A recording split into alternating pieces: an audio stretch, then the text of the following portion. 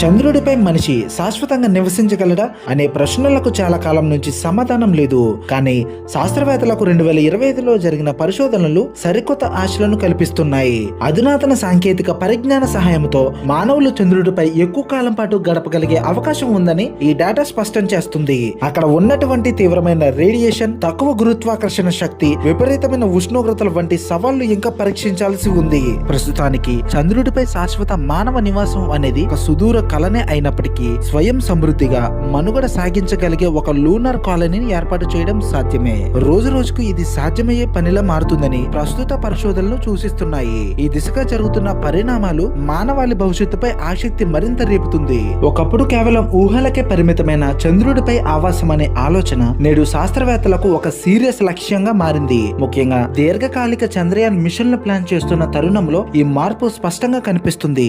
NASA చేపట్టిన ప్రతిష్టాత్మక Artemis programme, చైనాకు చెందిన ఇంటర్నేషనల్ లూనార్ రీసెర్చ్ స్టేషన్ వంటి ప్రభుత్వ ప్రాజెక్టులతో పాటు ప్రైవేట్ రంగం కూడా ఇందులో విస్తృతంగా పాల్పంచుకుంటుంది. 2025లో వెలువడిన పరిశోధనల ప్రకారం చంద్రుడిపై స్వల్పకాలిక మానవ నివాసం సాధ్యమేనని తేలింది. అయితే శాశ్వత నివాసం మాత్రం ఎప్పటికీ ఒక సవాలుగానే మిగిలింది. కష్టతరమైనప్పటికీ క్రమంగా వాస్తవ రూపం దాల్చుతున్న కలగా మారుతుంది. అత్యాధునిక సాంకేతికత, పకడ్బందీ ప్రణాళికలు, ప్రపంచ దేశాల మధ్య భారీ సహకారం ఉంటేనే మానవులు చంద్రుడిపై మనుగడ సాగించగలరని ఎక్కువ శాతం మంది శాస్త్రవేత్తలు ఏకాభిప్రాయం వ్యక్తం చేస్తున్నారు. చంద్రుడిపై జీవించడానికి ఉన్న అతిపెద్ద అడ్డంకి ఏంటంటే అక్కడున్న ప్రమాదకరమైన వాతావరణం.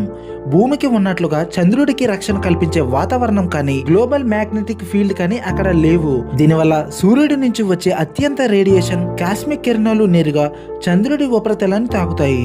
ఈ రేడియేషన్ సూర్యరశ్మి కంటే తక్కువ తీవ్రతతో ఉన్నప్పటికీ మానవ శరీరానికి చాలా ప్రమాదకరం. దీనిపైన జరిగిన అధ్యయనాల ఫలితాల ప్రకారం ఇటువంటి రేడియేషన్ కు ఎక్కువ కాలం గురైతే మనిషికి క్యాన్సర్ వచ్చే ప్రమాదం ఎక్కువగా ఉంది. అంతేకాకుండా మానవ శరీరంలో DNA దెబ్బతినే ప్రమాదం కూడా ఉంది. దీనికి పరిష్కారంగా కొన్ని అధ్యయనాలు భూగర్భ ఆవాసాలను నిర్మించాలని చెబుతున్నాయి. లేదా నివసించే మాడ్యూళ్లను చంద్రుడి మట్టి అయిన రెగోలిత్ పొరలతో కప్పడం ద్వారా సహజమైన రేడియేషన్ షీల్డ్లను ఏర్పాటు చేసుకోవచ్చని చెబుతున్నారు. మరో ప్రధాన సమస్య ఉష్ణోగ్రతల్లో వచ్చే మార్పులు. పగటిపూట ఉష్ణోగ్రత సుమారు 120 డిగ్రీ సెల్సియస్ వరకు పెరిగితే రాత్రిపూట అది -170 డిగ్రీ సెల్సియస్ వరకు పడిపోతుంది. ఈ విపరీతమైన పరిస్థితులను తట్టుకోవాలంటే అధిక ఇన్సులేషన్, ఎనర్జీ ఎఫిషియన్సీ కలిగిన ప్రత్యేక ఆవాసాలు ఏర్పాటు చేయాలి. మనిషి బ్రతకడానికి ఆక్సిజన్, నీరు, ఆహారం, నమ్మకమైన వ్యర్థాల నిర్వహణ వ్యవస్థలు అత్యంత అవసరం.